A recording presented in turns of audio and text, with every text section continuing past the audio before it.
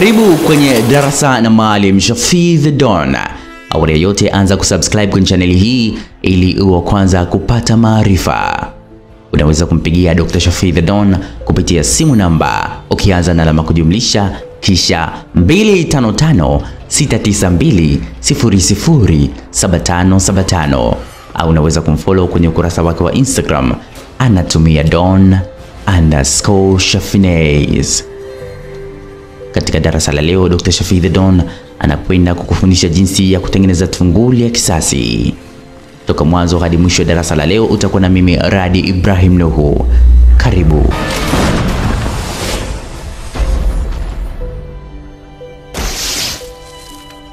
Kulipiza kisasi ni kufanya hatua yenye madhara dhidi ya mtu au kikundi kwa kujibu malalamishi. Hakikisha yawe ya kweli au yanayofikiriwa kuwa ya kweli.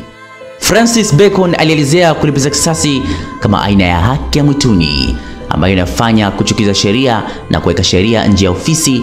Hii inaitwa kuchukua sheria mkononi. Haki ya awali au haki ya kulipiza kisasi mara nyingi hutofautishwa kutoka kwa mfumo rasmi na iliyosafishwa zaidi ya sheria. Haki kama vile kugawanya haki na hukumu ya Mwenyezi Mungu. Hapo zamani kulikuwa na mfumo wa kisheria wa jicho kwa jicho na jino kwa jino. Mfumo huo uliotoka katika sheria za Hammurabi zilizokuwa zikitumika zaidi ya miaka 1780 kabla ya kuzaliwa kwa Kristo. Kilikuwa ni kipindi ambacho mfumo wa jinsi jamii inapaswa kuishi unaundwa na mfalme mwenyewe. Kilikuwa ni kipindi kutokubaliana kuliweza pelekea kifo, na kosa lilikuwa ni deni ambalo lazima lilipwe. Sheria za Hammurabi zilikuwa miongoni mwa sheria za kwanza kupata kujulikana na binadamu. Huko Misri hapo kale, hata nchi inapopita katika kipindi kigumu cha uchumi, alitafuta mtu wa kupewa lawama na kuhakikishwa mtu huyo analipa kwa maovu aliyofanyia nchi, kama kilichomkuta Ahmad Shafiq. Kisasi cha kwanza duniani kinaandikwa kwenye Biblia, ambapo ni kijana Julius Kaisari aliwahi kutekwa nyara na maharamia. Baada ya kulipa fidia, Kaisari aliinua jeshi akawakamata maharamia na kuwasurubisha. Hadithi inasema kwamba Julius Kaisari mwenye umri wa miaka 25 alikuwa akisafiri kwa bahari ya Aegean wakati alipokamatwa na maharamia. Dunia leo ni dunia ya kisasi. Zipo kesi ambazo vyombo vya dola hutoa hukumu ambayo mhusika haliziki nayo hata kidogo, hivyo huamua kufanya kisasi.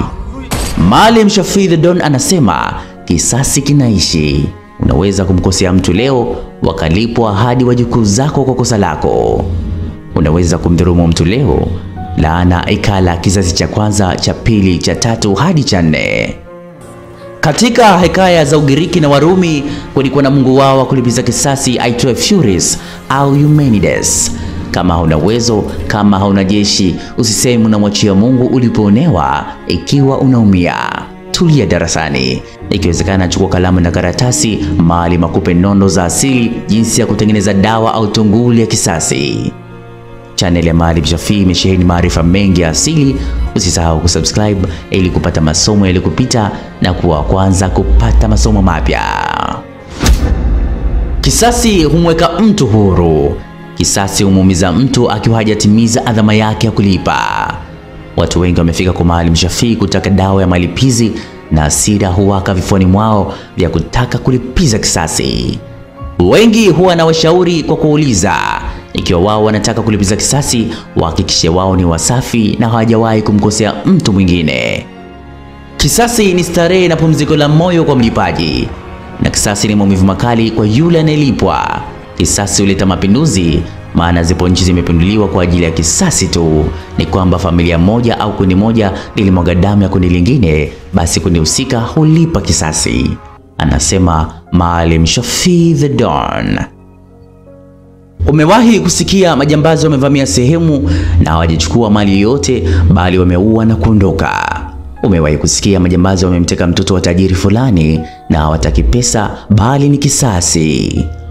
Umewahi kusikia nyumba na mali ya mtu fulani zimeteketezwa kwa moto bila sababu yoyote? Hii ni njia za watu wenye kulipiza kisasi kwa dunia hii ya njama, na watu hawa mara nyingi ni wale wenye uwezo. Vipi na kwa wale wasio na uwezo? Wanaweza kufanya nini? Je, wao wakae kimya na kumwachia Mungu, au wao wafanye kulipiza pale walipoonewa? Wapo wengine wana uwezo lakini wanaogopa mkono wa sheria.